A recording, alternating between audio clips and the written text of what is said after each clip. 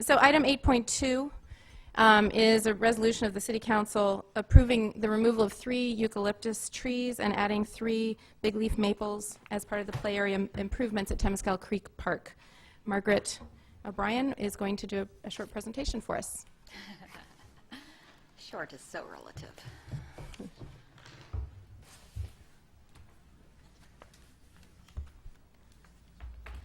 Good evening, Mayor, Council members. We're going to walk through the improvements at Temescal Creek Park.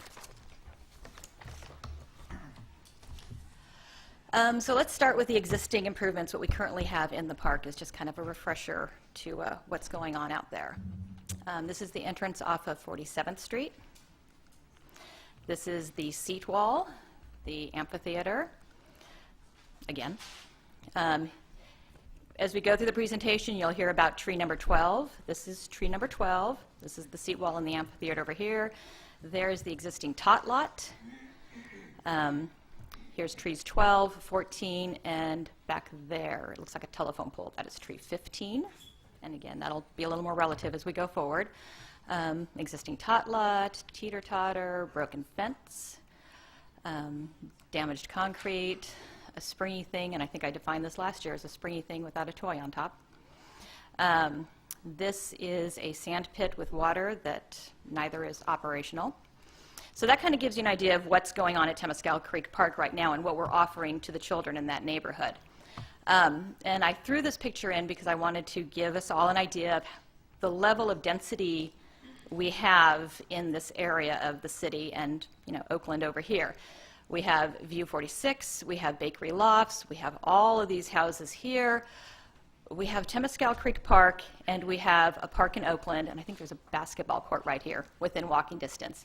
And, for these families that live here and these families that we're bringing into the neighborhood, these essentially are their options unless they're going to hike down to Doyle Hollis Park or over here under the freeway. There's some more up this direction in Oakland. So let's go through the evolution of the Temescal Creek Park improvements. In January 2011, the upgrades and repairs to the existing tot lot were introduced as part of a capital improvement program discussion. So when this idea was brought forth during the capital improvement program, the intent was to repair what was already there. Just put in some new play equipment and call it a project. In March 2011, this was first discussed at the Public Works Committee. Staff was directed to hold a community meeting to discuss the improvements with the community.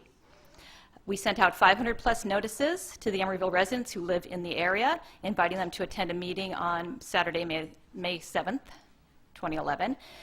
And the outcome of the meeting was a much larger project based on the input of the community, their needs, their requests. So the outcome of that neighborhood meeting was play requests for swings, slides, a trike bike path, multi-age group accommodations. And this comes from, there was multiple comments that you could go to Doyle Hollis Park and play if you were 6 to 12. But if you're a parent of somebody whose child is 6 to 12 and has a child under that age, you can't play at Doyle Hollis Park. One parent, as a parent, you're across the street in a smaller tot lot, and you're unable to watch your older child at Doyle Hollis Park, or vice versa. They wanted a variety of structures. They wanted to keep the park theme consistent with the creek setting, no bright colors. The play area near the basketball court to facilitate older and younger sibling supervision. So the concern for parents was where the play area is situated. They wanted to be able, if their older children wanted to play basketball, because there's a half court, they could still see those children and plus the ones on the play area. They wanted a park feel. They wanted to move the play areas for more visibility. The intent is to make it more inviting for people to come into the park if it was moved southeast so that you could see it right off of 47th Street. Fenced play areas, dog run, garbage cans at the entrance, more picnic tables and bike racks, drinking fountains. There was comments about the eucalyptus trees. Would we keep the eucalyptus trees, or would we consider removing the larger eucalyptus trees for safety reasons if the play area is relocated? So all of this was openly discussed on May 7th, and the little teeny project became a lot bigger. So the approved improvements that are currently out for public bid. On August 16th, 2011, this is the conceptual map that was presented to the City Council. And right here it is notated that consider removing at least one eucalyptus tree for safety reasons, because we're going to put the play area right here. The play area currently is right here. It was also notated in the staff report that we were going to consider removing a eucalyptus tree.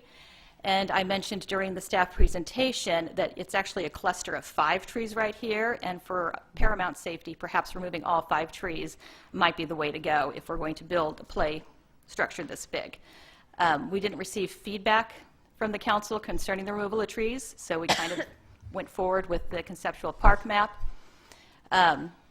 And at that meeting, a footprint was chosen, and that'll be the slide after this. So the park improvements currently out to bid touch more than just the play areas. We're putting in rain gardens. This lawn is existing and will stay. Here is another rain garden. We're doing some repaving to the entrances off of 53rd and 47th Street to make it much more inviting. We're putting in a bioswale. There's another rain garden. Oh, I'm going blind. I want to say right there. There's another rain garden right here. We're putting in bay-friendly plantings. We're putting in a small dog run right here where the old play structures used to be. And then we are answering the requests of the community that were in attendance at that meeting to put in the multi-age play areas with swings and slides and a tot lot plus an older children's play area. We are resurfacing the half-court basketball hoop so that it's more inviting to people who come and play in the area. This lawn will stay, these trees will stay, this lawn will stay. So we're really trying to touch every single area of the park as best we can with the budget we're given to make it a very inviting place to the neighborhood. So here was the footprint that was selected on August 16th. It's enclosed. This is just the play area footprint. Here's the trike path that runs around. This is a play area that's going to have an oodle swing. The majority of the play structures will be right here. Here's your entry gate. This is 47th Street. These are the eucalyptus trees in questions. Again, this was presented at the August 16th meeting, and it recommends removing one eucalyptus tree at least. And I say at least, it might not say at least, but definitely removal of one eucalyptus tree for safety. And as a reminder, this is I just blanked. These are the structures that are going into the park, and they're all very natural. It's a tree fort theme. We've got relief animals in the theme, so you'll see little raccoon heads poking out at you and sleeping squirrel. This is the oodle swing. These are the swings that were requested by the majority of the residents and the kids who were in attendance. 2 bucket swings for infants, 2 non-bucket swings for older children. This is the tot play area with little mushrooms that go up top, and this is the older children's play structure. So, and here's how it all fits onto the footprint. And please bear in mind that every structure has setback requirements. They have to have clearance around them, so we can't just squish everything together, which, you know, I learned a lot about not squishing things together in this process, because I thought you could just throw it all down and call it a project, but no. So the swings will be here, tot lot, older kids play area, some miscellaneous play stuff, and the oodle swing. This is where the eucalyptus trees used to be. What's the lighter shading? This is just how we're putting port in place, so this is just how the port in place is going to look. So it'll be a darker color port in place. The sponge foam, okay. It'll be darker color here, lighter color here, just to give it some contrast. So after we went through this whole process, about 4 weeks ago, we put courtesy notices on the eucalyptus trees stating we were going to move them. This project is out for public bid, and we were informed that there are a couple of red-tailed hawks that live in the area. And I've seen the red-tailed hawks, so I do know that they are around. So out of courtesy, we did a lot of research and discovered that nesting season for a red-tailed hawk happens to be sometime in January through August, roughly. So if they are nesting in those eucalyptus trees at that time, it would be important that if we were going to remove those trees, we remove them before nesting season. But we also wanted to get, aside from just my ability to research, we wanted a wildlife biologist to come out and take a look at the area. So what we know from the visiting biologist is 2 red-tailed hawks are known to have roost in Temescal Creek Park. The hawks were observed by the biologist frequenting a number of trees in and around the park, including trees 10, 17, 18, and 32. You all have tree maps, and eventually the public will have a tree map they can see. Is this new information since our staff report? You have, it was put on your dais. Yeah. Oh, great. So if you look under the phone book that I gave you that was the PowerPoint presentation, it's there. Thanks. On October 15th, 2012, which is when he came out, 2 old stick nests were observed in the trees, in trees 14 and 9. 14 is slated for removal. Likely constructed by either large birds or even tree squirrels, he couldn't be certain. The absence of whitewash droppings and prey remains indicated that the nests were not presently active. So essentially, since he couldn't find evidence of if they are hawk nests, the hawks actually keeping house in those things, his thought is that they're not active right now. There may be additional old nest structures in the trees in and around the park. Neither nest was decorated with fresh plant material. Red-tailed hawks habitually decorate their active nests with fresh green plant material in nesting season. So he concluded that the red-tailed hawks are not currently nesting at the park or in the vicinity of the park based on the season and the site visit. And we should note that nesting and roosting are 2 different things. Nesting is keeping house and having little chicklets around. Roosting is you're just kind of hanging out and Sleeping? sleeping, yes. That's pretty good. Removal of the trees 12 and 14 would result in the loss of less than 25% of the tree canopy cover in the park and the vicinity shown on the tree map, which I hope, it's not the next slide. Sufficient tall trees that the red-tailed hawks are not currently nesting at the park or in the vicinity of the park based on the season and the site visit. Oh, wait, did I go backwards? Sorry. So 4 things that he could not definitively answer, and the reality is nobody can definitively answer because it's subjective, is if the 3 eucalyptus trees are removed, will the hawks leave? We don't know. If the 3 eucalyptus trees are removed, will the hawks remain? We don't know. If the trees are pruned, effectively reducing the canopy, the density of the tree canopy, will the hawks leave? You can't answer that question, nor can you answer, the opposite version of if the trees are pruned, will the hawks remain? You just don't know. It's a wild animal. You can't control, and unfortunately, it's not letting us know. So here's the map in question that I've been talking about or alluding to through this whole presentation, so my apologies to the public who hasn't seen it yet. This is an aerial of Temescal Creek Park, and it shows that there are 32 trees within the park of varying varieties. The trees that are slated for removal are 15, 14, and 12, which are right here. So let's talk about eucalyptus trees. And again, if it was any other tree on the face of the earth, type of tree, we likely would not be here having this conversation. The challenge is that it is a eucalyptus tree that we're discussing.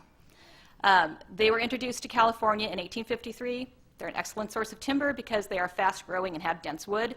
They are utilized for windbreaks. Naturalists, ecologists, and U.S. Park Service considered it an invasive species due to its ability to quickly spread and displace native communities, plant communities. According to a report published in 2007 by the University of California's Agriculture Department, sudden limb drop syndrome is an unpredictable phenomenon occurring in warm, dry, calm weather.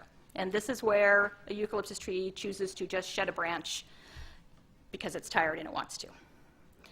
Simply because of their scale, blue gum and similar species are difficult to live with in residential areas.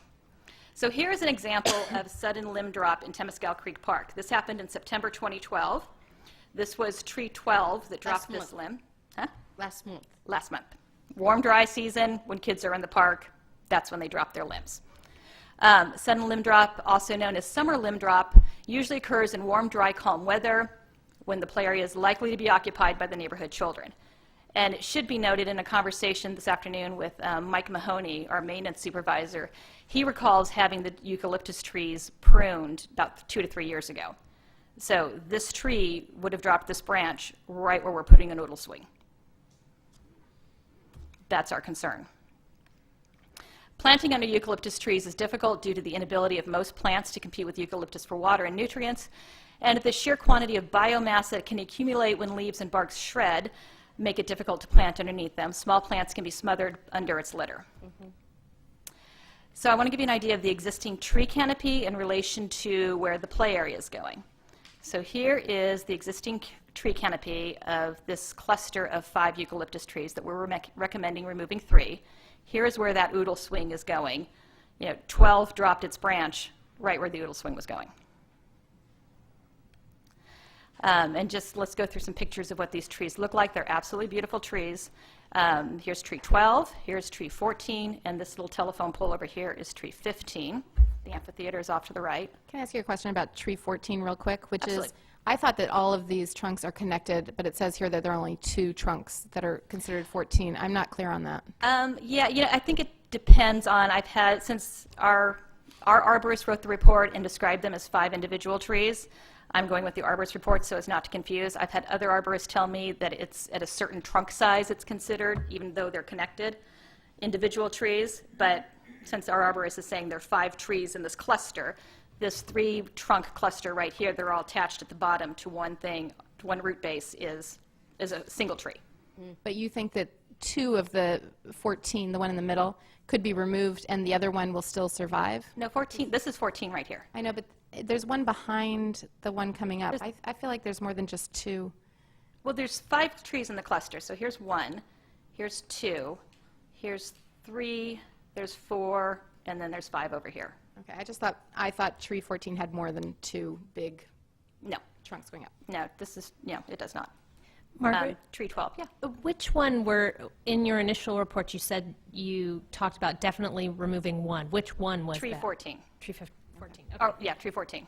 Okay, thanks. When we were out there at the meeting, and I think you were in attendance, that was Yeah. the one that I know John, the landscape architect, and I were looking at going, it's kind of big and it's kind of there. It leans over towards the... They all lean. Okay. Except for this one who is ramrod straight. So here's another look at, you can get an idea of the height of the trees. These pictures looked better on a smaller screen. Here's another view of the trees. Here's the tot lot. Again, you can see the height and density of the trees that we're discussing. So from the arborist report, which is dated October 8th, is there a compromise? The eucalyptus trees can be pruned to improve safety, but all must be cared for on a regular basis if a high degree of safety is desired for future years. The report further noted that if greater safety in the park is desired, all of the eucalyptus trees should be either removed or pruned. Pruning correctly can be more expensive than tree removal.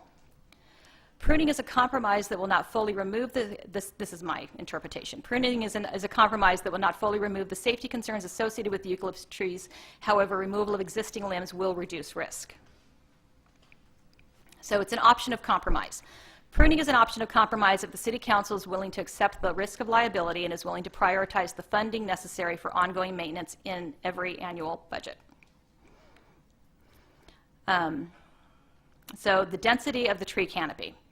This is the picture of me standing under it, looking straight up, and it's a very, very dense tree canopy, which would be reduced with pruning. And here's an idea of how large the tree canopy is from the 47th Street.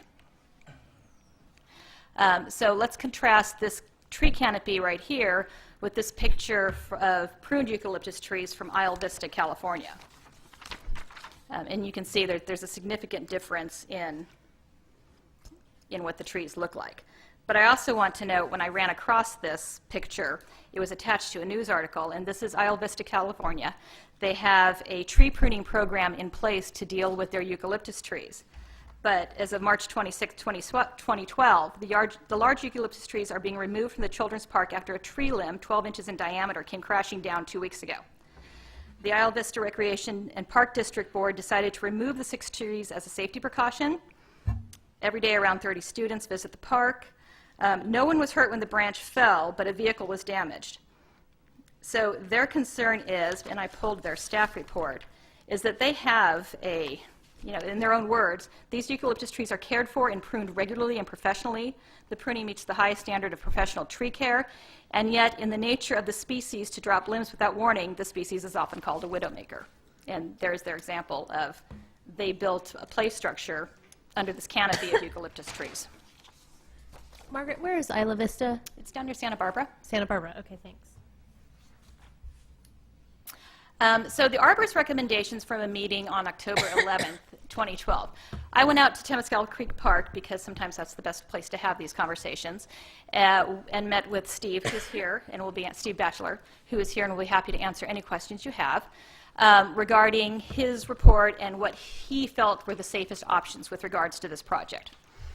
And so his recommendations, in order of safest to least safe, the safest options, and if the trees are to remain, is to remove the planned play areas away from the trees in the cluster. So essentially, if you want to keep the trees, move the play areas away from that. Then it was remove all the eucalyptus trees, prune the eucalyptus trees and maintain an ongoing maintenance program, or remove the 3 trees in question, prune the remaining trees and maintain an ongoing maintenance program. So the compromise that we were talking about is this one right here, which is third on his list. So let's talk about park environment. Because of the size and the value of the trees, pruning is likely the most viable option to maintain the value of the park environment resulting from these large trees. And how does one define the value of these 3 particular trees? According to the Department of Forestry, the basis for value of urban trees could be emotional, aesthetic, or it could be strictly utilitarian. For instance, when a developer requests to remove trees, we go out and have an actual dollar value associated with those trees. We didn't necessarily do this at this time because we weren't looking at the dollar value of these trees. We're just looking at the impact of these trees at this point on this project and the neighborhood's needs. So basic valuation is size, species, location, condition, and health. So is the value of these trees found in the park environment? As we are not seeking a monetary value for these trees, council may find that the value of these trees lies in the ambiance that mature trees of any species create in a park environment. So here again is a picture of the seating wall. Your trees are right here, your eucalyptus trees are right here. And you know, they have a high value in this park right now because while they need to be pruned so as not to hurt anybody who might be here, they're large, they have a full canopy, they are very nice trees, they're essentially removed from the majority of the pedestrian traffic. However, the proposed change of use, which is the tot lot, is going to put a target essentially under those trees at this point. What staff was recommending is that we remove the eucalyptus trees and we replace them with a native big leaf maple. And they're native to California, they're bay friendly, no, actually 3 native big leaf maples. They're fast growing, they're sturdy, they have hardy branches, they grow 30 to 50 feet tall, they have beautiful fall color, which is why I pulled that picture, and they have lower annual maintenance class. So essentially what we would do is if the value of these eucalyptus trees lies in what they lend to the park environment by being hardy and mature and providing the shade coverage, we are proposing that we recreate it by dropping in these, not lollipop size, but get some mature 48-inch box, 48 box big leaf maples and dropping them in. They will grow quickly, and in a couple years, it won't be the same visual, but it will be an equally pleasing visual. It's an option. So what do we do? Again, here we are again. We are back at, we have a very high dense area. You've got 2 places to play. What are the multiple issues that the city is trying to balance? We are trying to balance the requests and needs of families living in and moving into Emeryville for their children to have, of multiple ages to have a place to play. Desire to provide a safe area to play. Desire to maintain the park environment. Desire to maintain the environment for the 2 red-tailed hawks. And desire to maintain the existing eucalyptus trees. It's a conundrum. Everybody's pulling on this one little area, and how do we fulfill everybody's needs? And I don't know if that's possible. The arborist recommendations from the meeting, we're going to go back to those again. The safest option was, if the trees are to remain, move the play area, remove all the eucalyptus trees and put the play area in place, prune the existing eucalyptus trees and maintain an ongoing maintenance program at the play areas to remain, remove the 3 trees in question and prune the remaining trees and maintain an ongoing maintenance program. Can I just ask, I'm surprised that the last one is less safe than the pruning, removing His the concern trees. was, and he'll answer it better than I can. And we didn't take this into consideration. We missed this. The wind shear. Oh, right. Yeah. Yeah. The remaining trees. Wind sail. The wind sail of the remaining trees, when we take out the ones in the front, might be could be problematic. Thank So you. that's a consideration. So if we look at arborist recommendation 1, leave and prune the existing eucalyptus trees and reduce the size of the play area. The impact is you reduce the play area back to a single age group structure. You have 2 swings instead of 4 if we can fit them in. There's a postponement of the project. There's a loss of roughly 1,600 square feet of proposed play space.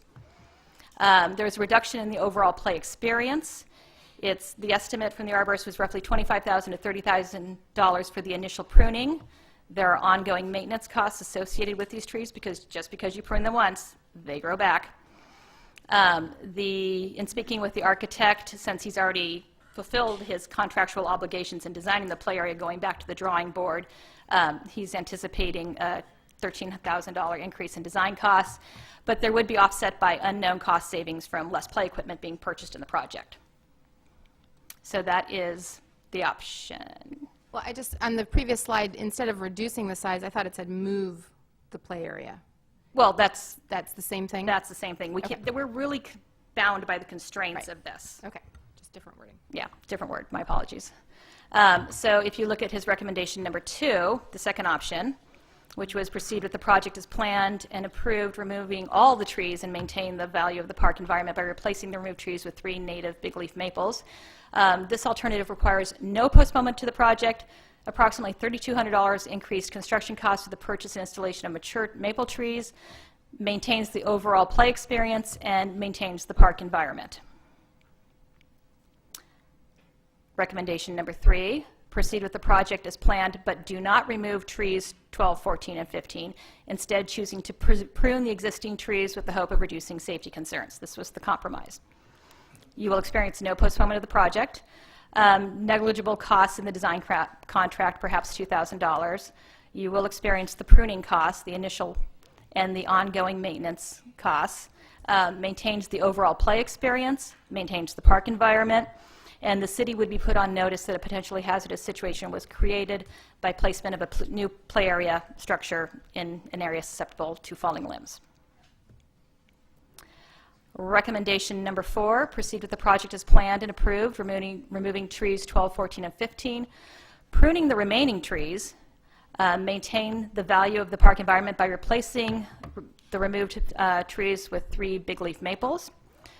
The impacts of this is this alternative requires no postponement to the project, $3,200 increase in construction costs, maintains the overall play experience, maintains the park environment, requires an ongoing maintenance program for the 2 eucalyptus trees that are remaining in that cluster. Or there's always alternative number 5, and we can just call it a day, and we save $650,000. It's an option. But I do want you to understand, since you, Mayor West, since you brought up the shrinking of the play area, and you'll have to pardon my rudimentary attempt at drawing on somebody else's picture.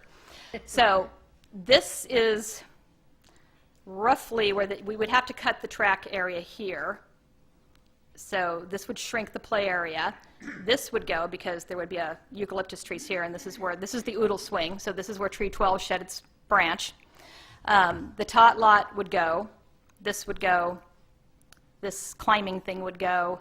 2 of the 4 swings would definitely go, and we would rotate this in hopes of being able to save the slide on this side. We're not sure if we can, but we think we can. We think we have enough clearance to do that. And we'd have to reconfigure a little bit here. So you're going to lose about 1,600 square feet of play area. And that's the $13,000 option. That's the $13,000 option, plus all the pruning and maintenance, ongoing maintenance costs. But again, remember, it's offset because there's a whole bunch of play structure we're not buying. So, and just to give you a visual of that previous slide that reminded you of the tree fort style we were putting in, these 2 swings and that, hopefully this slide, is all that's left. So where do we go from here? Again, let's ask that question again. Staff's recommendation in the staff report was that if the project proceeds as planned and previously approved with the removals of trees 14 and 15 and the additional removal of tree 12 and the addition of the 3 big leaf maple trees. Or, there were other options. We can move forward as planned but remove the entire cluster. We can move forward as planned and prune, we can move forward and prune and leave the footprint of the park where we would like to place it. We can prune and retain all the trees, or we can cancel the project. I mean, we're really kind of at a crossroads of how do we balance everybody's needs, and I'm not going to make you guys look at that slide again. Thank you. Thank you for your very thorough and quick response to questions. I'm impressed. Yeah. I would like to open this up to public comment because I know there are a number of people who would like to speak on this. And I have names here, and I know there was at least one person who is of a younger age, and I would like to hear from him first, if possible. Can I pass out some photos which Would you give those to the city clerk right there? Thank you very much. the babies in the nest? Oh, thank you. Answers, one of the So Ray Corona, are you here? Could you come forward and give us your public comment? I know it's a school night. About the trees, I went and I asked the residents who lived around the area how they felt about the eucalyptus trees being removed, and most of all the people I asked were sad about it and didn't want it to go. And this is just a couple stuff I wrote down from what they told me. They told I told them about the money and how much it's going to cost, about like $25,000 to $30,000, and they were perfectly fine with the pruning. And they told me about their taxes. I'm not really into all that, but I know, I guess some of the money they make, they give it to somebody.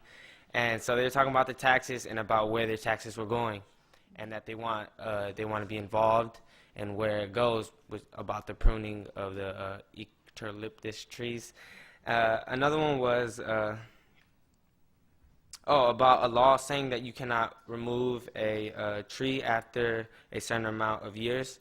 I'm not really sure about that law, but that was just something they told me. The last thing they told me was the safety of swings. That was one of the main concerns. What they told me was an example was making a fence to surround the swings, so that just in case there is any branches falling from the pruning, that it wouldn't exactly hit or damage the swings or anyone who's using the swings. And that's about it for the trees. But I asked them about what they would like to see in the park, because I told them about the papers. I showed them the papers about what's going on and how the addings and the upgrades that they're going to do to the park. They told me about barbecue pits, that they would like to have barbecue pits so that they can have parties or birthday parties and stuff like that. Another one was community art involvement. I don't know when you guys made an art, but I remember there was a lot of arts that build up into a wall, and they would just like to see that so that the community can be involved with it. Keeping the stage, they told me about that, but if we keep the stage, you can't put the play structure, so I wasn't really too much worried about that. Another main concern was everybody's park, not just the kids. So it is mainly about the kids, but they would like a place where the adults can hang out and talk and communicate. The really big one was high enforcement. There's a lot of drugs, violence. There's been fightings. I've passed through the park, and there's been students from my school that have fought there. I see people who smoke there, not only weed, but cigarettes, and those really bad. Not the last one. Under the high enforcement was lighting. Without lighting could I keep going? So no, I'm going to have to cut you off. That's the end of your 3 minutes. But I really appreciate you coming forward and sticking around to speak tonight. Thank you. Thank you for surveying your neighbors, too. Hi, my name's Mary Malik. I passed out some photos of the babies in the trees. They don't just roost there, they nest there, and they have for at least the last 5 years. Last year there were 2 offspring. The year before there were 3. Year before that 2. Year before that 3. If you consider, I go to the park, and some of the neighbors here go there frequently. I take a scope. I go several evenings a week when the babies are in the nest, and I set up the scope for the neighborhood children. If just in doing that, you introduce nature and raptors to the children, and they're all just overwhelmed by the sight of it. It's wow and awesome, and I've been doing that for the last several years. If you consider the prey that red tails consume, mostly it's small rodents. In 6 weeks of nesting with 2 babies, a rodent per raptor per day, that's 168 or so. The adults stay, they don't migrate. I saw saw one there this morning. They hang around. If the trees are gone, they won't hang around. There won't be babies. The rodents won't get eaten. The children won't get educated. And, you know, the rest of us won't have the pleasure of this, something that you don't get to see very often. And if it's okay, I'd like to pass these around. I passed it to the public, this other copy. Thank you. Is that the end of your public comment? It is. Thank you so much. I do have some other names. I have Tricia Rismono. And then I have Alan Dreyfus and Francis Metcalf also, if you're ready. Hi, thank you. I'm really glad that we have the opportunity to talk to you about this. It's really important to us. I live in the Bakery Lofts. I've moved in 2005, and I've had the opportunity to watch the neighborhood change in really great ways over the last few years. That park has a particular flavor to it that I think may not necessarily be very much like all the rest of the parks that we're creating now in Emeryville that are closer to the water. This one is kind of in the Triangle area. There are people from Oakland that go there, there are people from Berkeley that end up there, and people in the area where I live. It's beautiful open space. There should be absolutely an opportunity to fix up what's there because it's not really kept well. There are some dangerous aspects to it. But the beautiful thing about that park is that it's usable in so many ways by so many people. And these hawks are stunning to see. And the kids love them, the adults love them, and they don't just pick up and move when nesting season is over. They are there all the time. They may not be as busy, but you see them at least a couple of times a week. So I think it would just be a tremendous loss for the community and for the kids because it's important that they have this play area and this space. But it's really important that they get to experience nature in an area where you kind of have to drive a ways to get to it. And it would just be a crime, I think, that if we didn't consider how to make some sort of concession here to reduce the area that's of the play or move it a little bit. I mean, I'm a little concerned because what I saw was no open space. It's all for children, which is great, but it's not only children who use the park. But thank you. Thank you. Alan Dreyfus. Good evening. My name is Alan Dreyfus. I'm a resident of the Bakery Lofts, which is adjacent to the park. I didn't find out about the trees being removed until the courtesy notices went up. What I did then was looked at the staff report, figuring out we get a clear explanation of what had happened. It's a little bit confusing to somebody who's coming in at this late date. Apparently the original proposal that came out of the community meeting and then was designed and went to the council advocated the removal of one tree.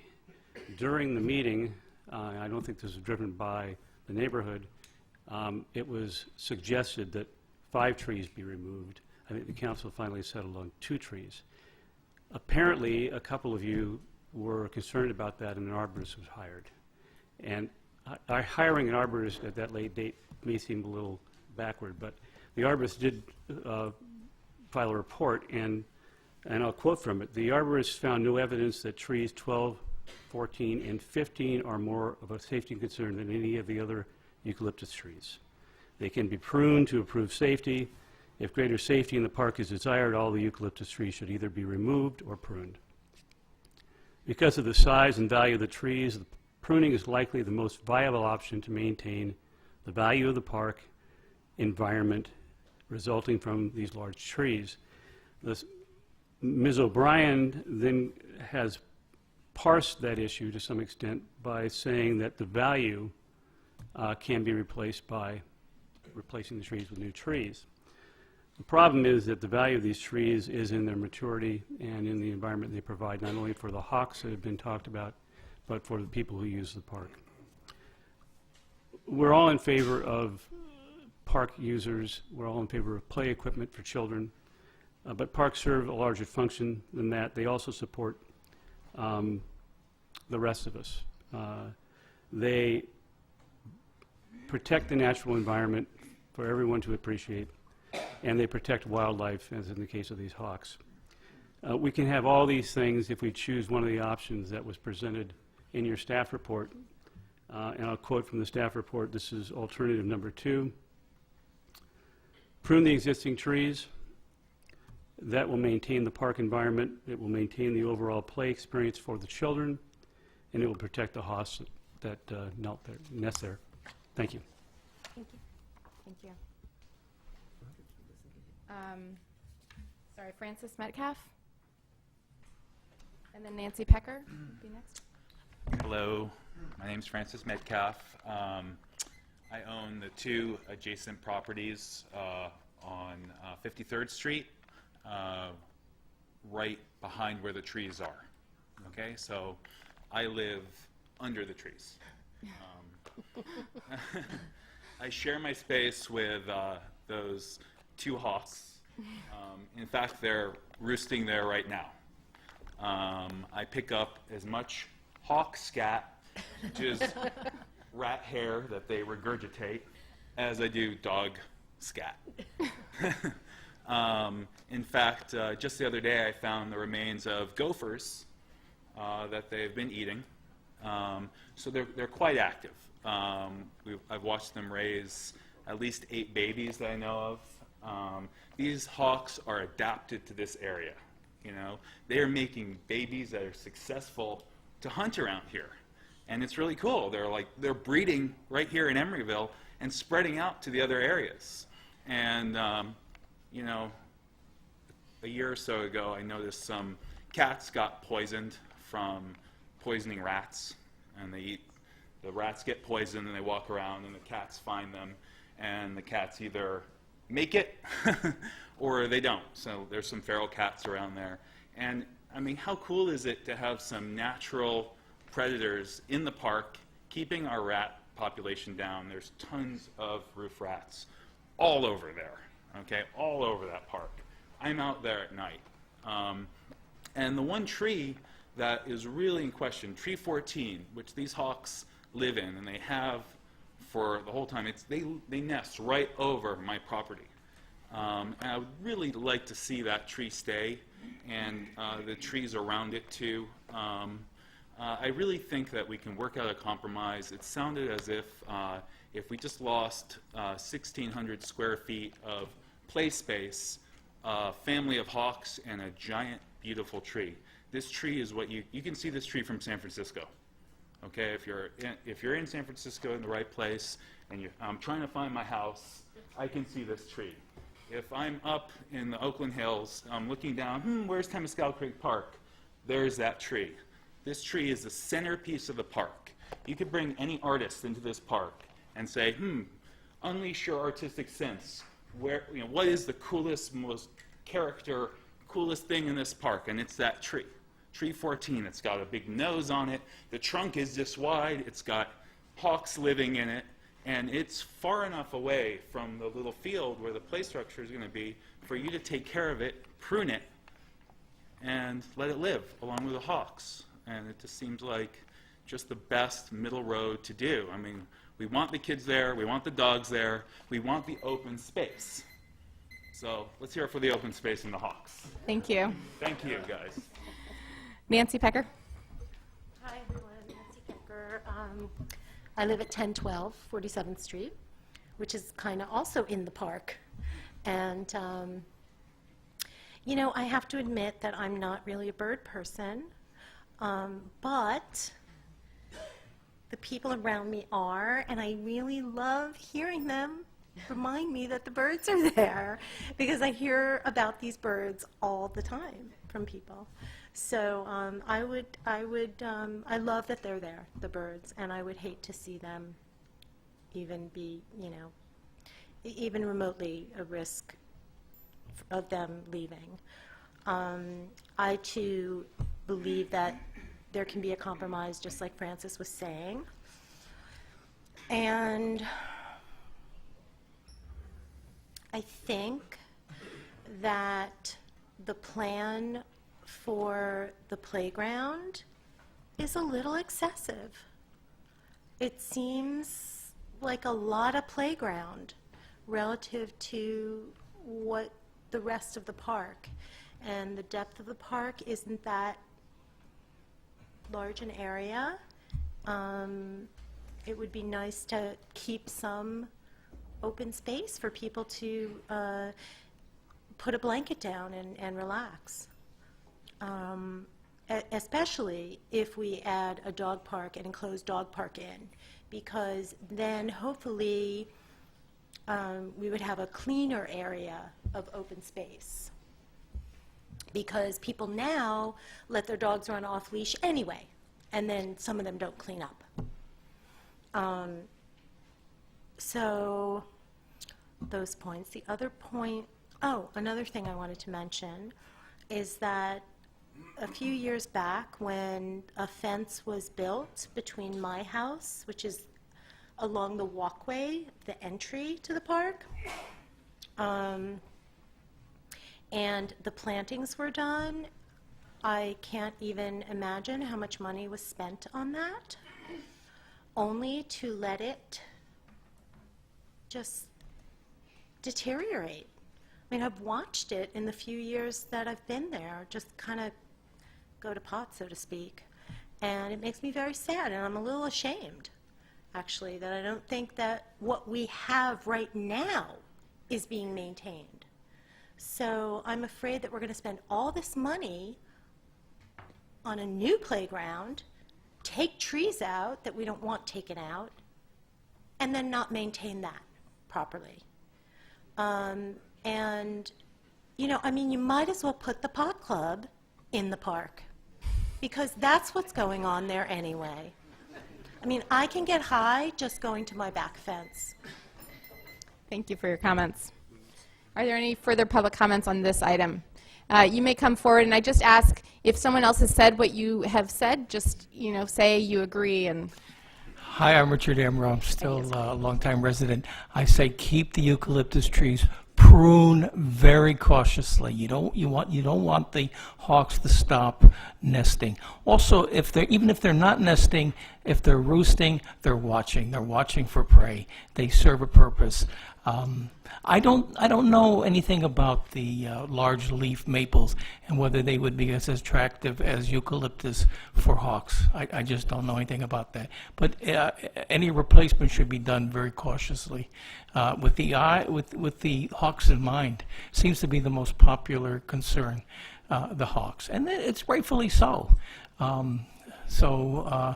I say move very cautiously. Keep the eucalyptus. Prune only if you absolutely have to make any adjustments, but for the sake of the hawks, keep the eucalyptus. Thank you.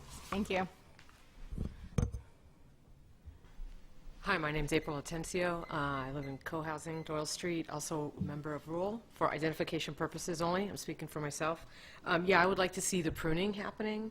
To echo what she said, the play structure could be small. It may not be as lofty as what we saw, but it's still going to be nicer than what's already there. And I also really value open play space, not always just play structures. And I think kids like that too, and so do adults. So thanks. Thank you. I'm really happy that so many people came out to support the trees and the hawks, and it makes me really happy. When I first came to Emeryville in the Triangle neighborhood around 20 years ago, when I looked around, my first impression of the city was that there was not many trees around. There were extra wide streets, and the electric and phone wires were everywhere. And the only birds I saw around were pigeons. Over all this time, I've seen Emeryville change. The city and the residents have planted many trees. These trees have matured, and now there are birds everywhere. In my backyard alone, there are at least 20 different bird species that I see throughout the year. I believe the people who live in Emeryville have also changed and matured.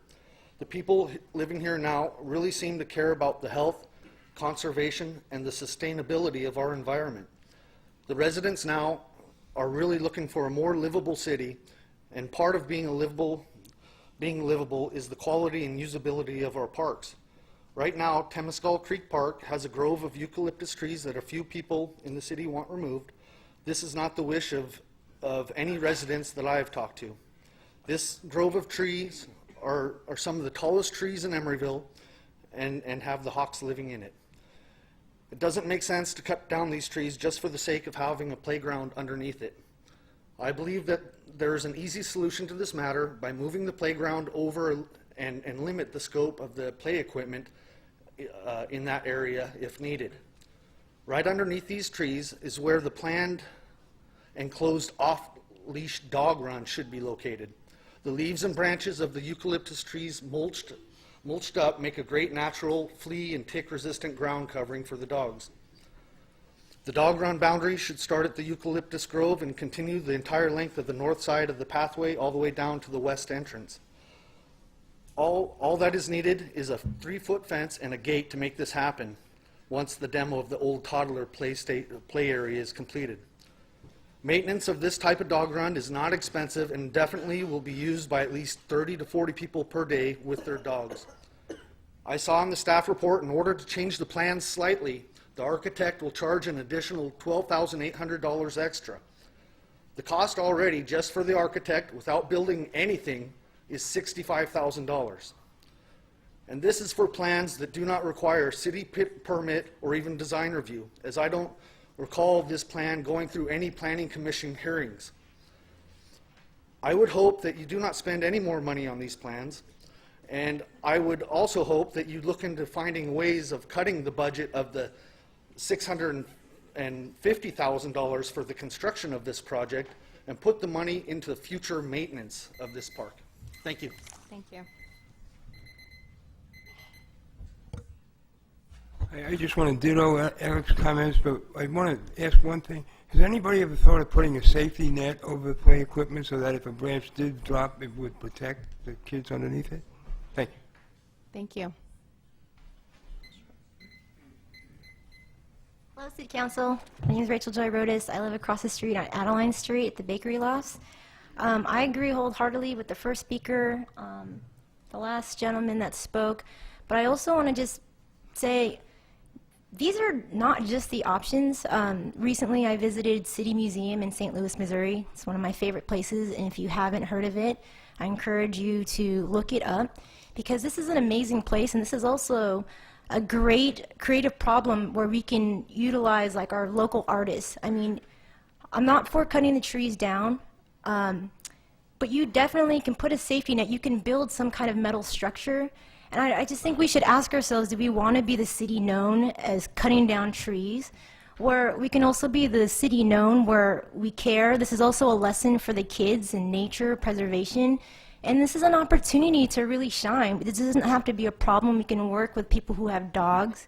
I love the idea of the dog park. I think that's a great idea, utilizing the leaves and the droppings for mulch and all that. But I just don't think that these are really, this isn't it. We can look a little past this and we can really accommodate everyone in the community. Thank you. Thank you.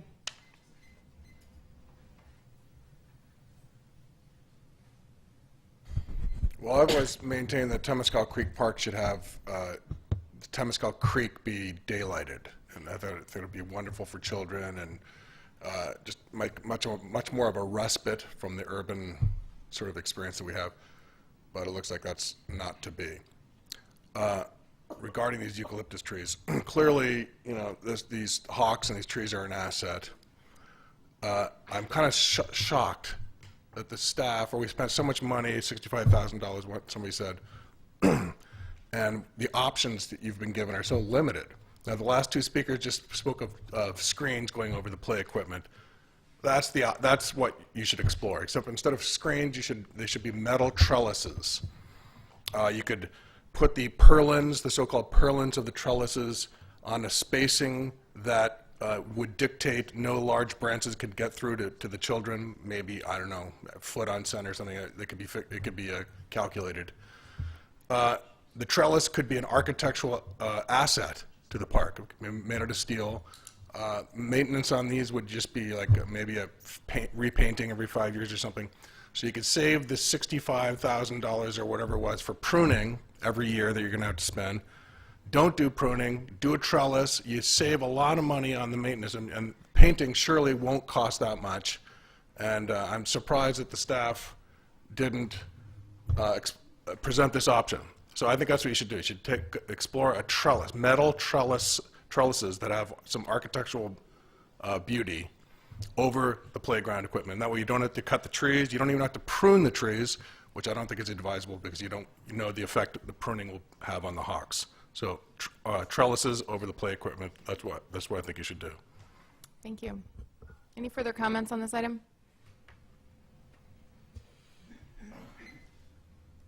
Hello, my name's Adrian McGilly. I actually don't want to weigh in on one side or one option or another, but I just want to express my appreciation for the openness of this process and how much attention has been deliberately drawn to the potential removal of these trees, how many people were invited to weigh in on the matter, and just how much attention the city as a whole has paid to this. I think that's a good thing. That's a good model to follow. The only one nitpick I have about the presentations that were made were when we present an alternative tree that might be put in place of an existing tree, it seems like always we're shown the tree in its 20th year, in full bloom. And this is also the case on drawings, usually on plans. When replacement trees are depicted, they're depicted in their 20th year in full bloom. And I think to be really transparent about that, we should always demand that a picture of the actual tree on day one in its day one dimensions be shown. But otherwise, I thought that this is an excellent process. Thank you, everyone. Thank you.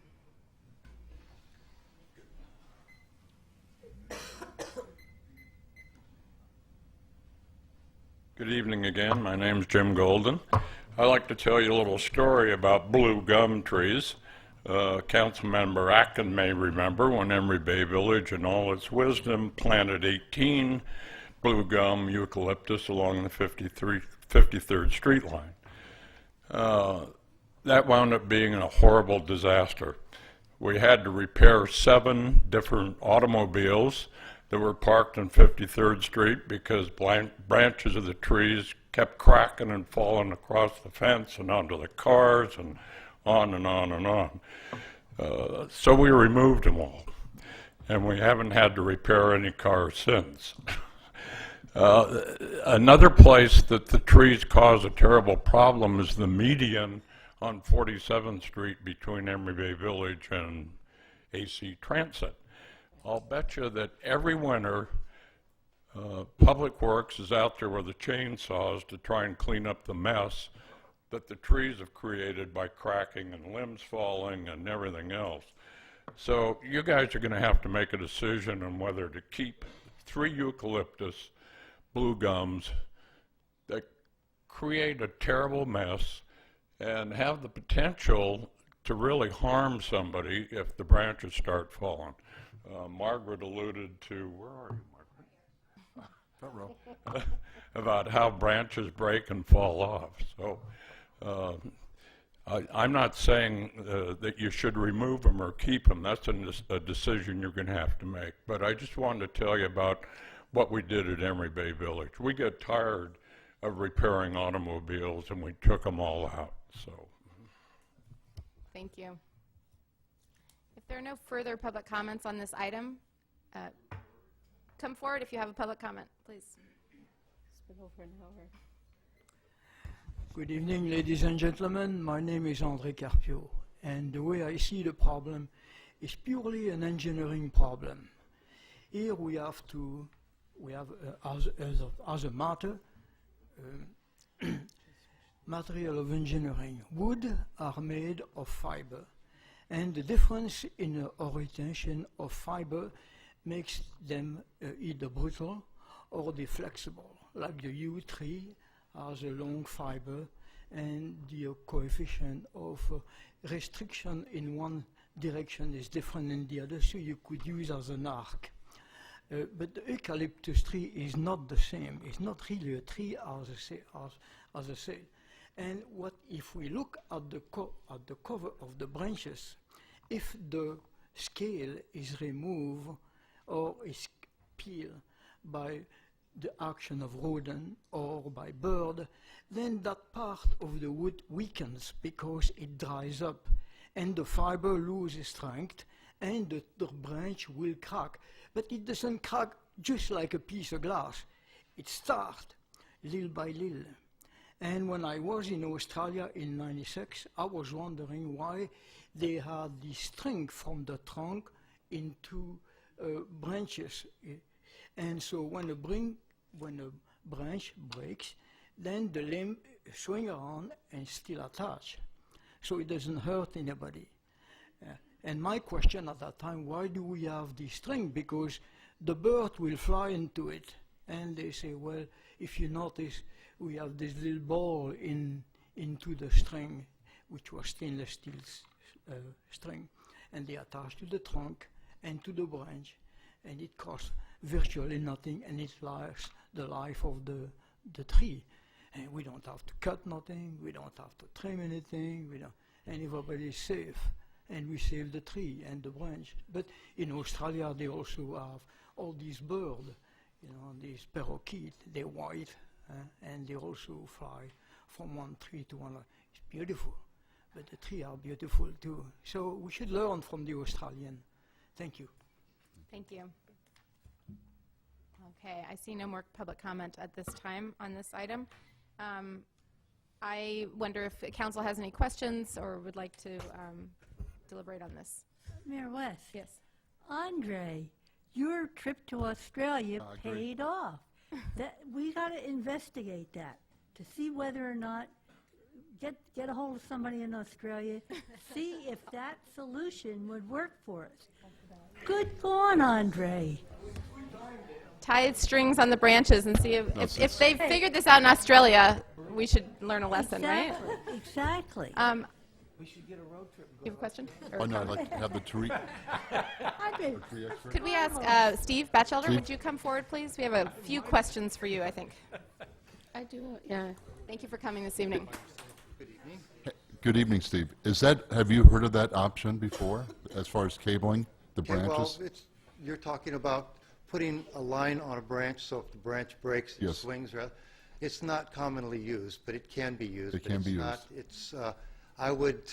We wouldn't be recommending, because we'd rather just remove weight from the end of the branch. Normally, a good pruning job on a tree removes weight from the outer 1/3 of the branch.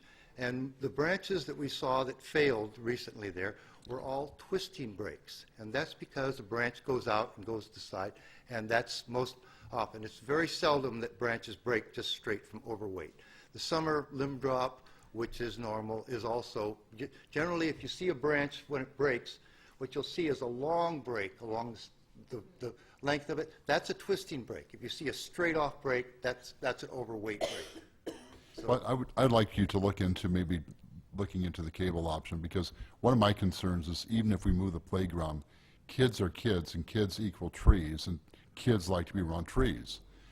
So I think that if, from my standpoint, if we're trying to coexist with the trees, the trimming is one thing, but we need to look at a secondary option, because I don't want to have that responsibility of a branch falling on a child. So. Well, you're talking about a cabling system whereby it's a slack cable tied to the branch. That's right. Yeah, and you would probably have hundreds of cables to try to make those trees safe is the problem.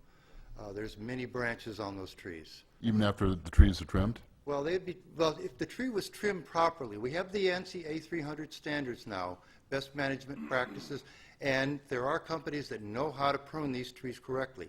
Generally, we say with the blue gum eucalyptus tree that you need to look at it and pay attention to it at least every 5 years. Sometimes prune it, but you need to, and that's an aerial inspection of the trees. What is the life of these trees? How much more life? 150 years. 50 years? Do you know how old these trees Do you know how old these trees are? I would guess they're probably 60 or 80. Okay.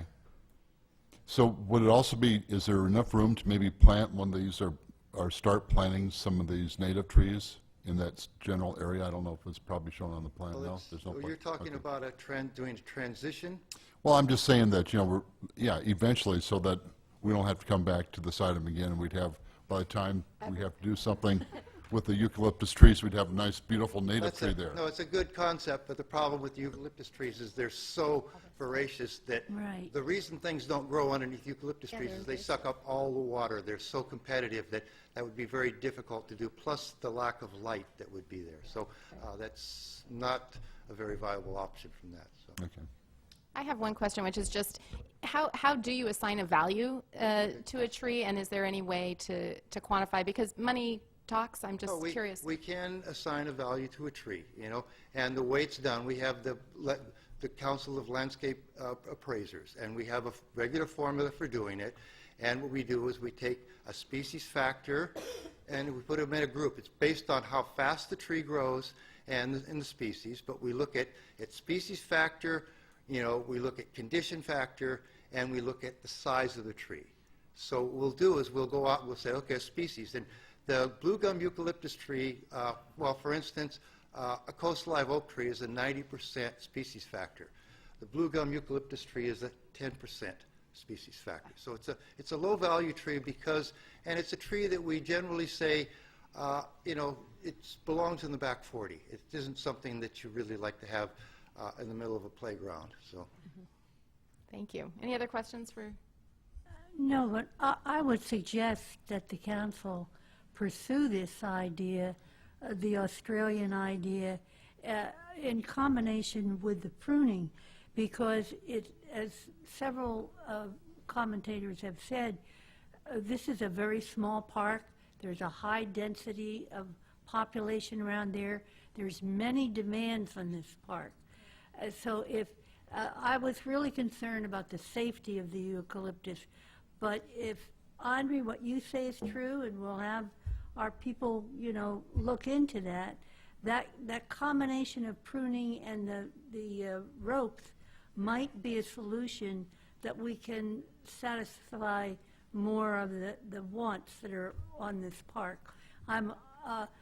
The one thing about tonight, we have all the hawk people and the tree people out, but because it's late in the evening and because it's the evening, we don't have all those people that were at the meetings at Temescal Creek Park with their little kids. So they're not really represented here. Although we got emails from them. We So- did get emails and we should from say them. that. We did hear So from a lot of we people. must consider, this is an opportunity, I think, for us to see a middle ground where we can still make it as safe as we possibly can, reduce our liability. The one thing that is a problem here is, of course, the ongoing maintenance cost and the ongoing pruning cost. And the people of the city of Emeryville, in their wisdom, turned down the park measure that we put forward. Let me put in a plug here. We have a lot of new parks. We need good maintenance, and we need more money to do maintenance. So, but I think we have an ability to come to a middle ground here, and I would ask for the support of the council to move forward with this understanding. So with the pruning and looking into alternative safety Right, measures. right. Maurice, it's your budget. What do you say? It's actually your budget, but Well, that's true. Actually, it's your budget. we can investigate the tying. I don't know anything about that technology. We'd have to take a look at it, but I couldn't imagine there's going to be a lot of branches to look to secure, even after you. It's huge. The trellis idea is going to add cost to the project. If you're already concerned about a $650,000 Let's start with the budget. pruning and the tying. Yeah, let's just look into it. I mean, if it worked in Australia, where the trees are from, there might be some good logic here, and let's at least Right, we can check take it out. we can definitely investigate it. Yeah. No, we're not giving you a travel budget. Oh, Ruth has a comment. I want to thank people who came out tonight and anybody who's watching, because I've seen a lot of new faces who haven't made it to council before, and I'm really delighted at the caliber of the comments, the understanding, the willingness to look for some kind of compromise where we can keep the habitat and also improve the usability for more ages and groups of people in the park. So I'm encouraged by the nature and the level of the discussion and the acknowledgement of the various competing needs for the park. And I do like this idea of trying to see how we can manage the trees, which are an incredible asset in that park. Mayor West, I have one more comment. will all the Red Hawk people raise their hands? Okay. Who amongst you is going to come forward with a proposal to the city council that the Red Hawk be the city bird of Emeryville? Somebody take responsibility. That's better than that turkey that's been wandering around, I suppose. I like the turkey. The turkey is in the triangle too, right? Yeah. Mayor West? Yeah. Or better than a raccoon. I really want to just echo Ruth's comments. I want to thank everyone for coming this evening. I live in the triangle. My children don't get to use the park very often because the facilities there are pretty degraded. But I can tell you that every year, all 400 of the elementary school students at Anna Yates, they go to the park for field day. It's their trip out to nature, and they get so excited about it. And it's really a beautiful park. It's a tragedy that the playground equipment hasn't been kept up to date. But this morning when I went, the Hawks were really putting on a show this morning. And so it's a tricky balancing act, but I do hope that we can preserve and really kind of improve the space for children and also make it a space for children that is reflective of nature, too. And my comment is that I value the trees, the Hawks, and all of you who came out actually tonight to speak as well. I would be willing to even let go of the oodle swing. I know that the oodle swing seemed to be a really important part, but the other swings I think are personally from my experience at parks, and I've had several years at parks recently, are very valuable. And the oodle swing seems to be the one that's closest to the trees and most in danger, perhaps. I am also in favor of the pruning and not removal, but it does mean a commitment on the side of the city to maintain what we put in, and I think that's really important to emphasize as well at this time. So I would like to, we have a motion. That's a motion. And you seconded that as well. No, it was Brinkman. And that was to move forward. I do not want to delay the improvements to the park. I feel like they are desperately needed as well, and having heard from a number of people, I think it's very important that we move forward, and I want to commend staff for all the work that they've done, I think, designing something that's really exceptional. So my only question is about the oodle swing. I'd be willing to let go of the oodle swing. I don't know if we could do a change order. I know it's already out to bid and blah, blah, blah. I don't know how that works. I actually like the idea of moving the dog park away from with the existing tot lot under the trees. So they like to use trees anyway. That's true. Okay. Let's Do you not worry about safety redesign- of those dogs? Come on, guys, let's not redesign the park here. I think we don't have want to. Can- I can- think that's what if we're I could saying comment. tonight. I don't think we can reach something. We can't, well, it's not that it's already bidding, there's just no space. I mean, the reason the play structure was, or the play area was moved was, and now I can't find the map. The reason the play area was moved from here to here was to reduce vandalism, to invite people into the park, and this is the largest area that we could fit the request of all the residents who were in attendance of at that meeting. So to provide the residents who aren't here speaking tonight, their request, this is where the footprint needs to be. And the dog park goes here. It's so constrained, and again, you have to factor in that play equipment, each individual play equipment requires a setback for safety purposes. This is where it has to go. It's the widest. Call the Call the question. question on the motion of pruning and alternative safety. Right, and I don't accept getting rid of the oodle thing. Okay. Oodle swing. I don't want to give up anything. I agree. Got it. All right, call the question. Councilmember Davis, Aye. Councilmember Brinkman, Aye. Councilmember West. Interesting Sorry. order. I'm sorry, you're getting confused, Sorry, Karen. I'm sorry, I'm getting confused. Councilmember Asher, Aye. Councilmember Atkin. Aye. I did it upside down for some reason. Councilmember Davis, Aye. Vice Mayor Brinkman, Aye. and Mayor West. Aye. Thank you. Thank you all for coming Thank this you. evening. And thanks for staff's work and efforts in putting this together. I really appreciate it. it'll- I realize that we are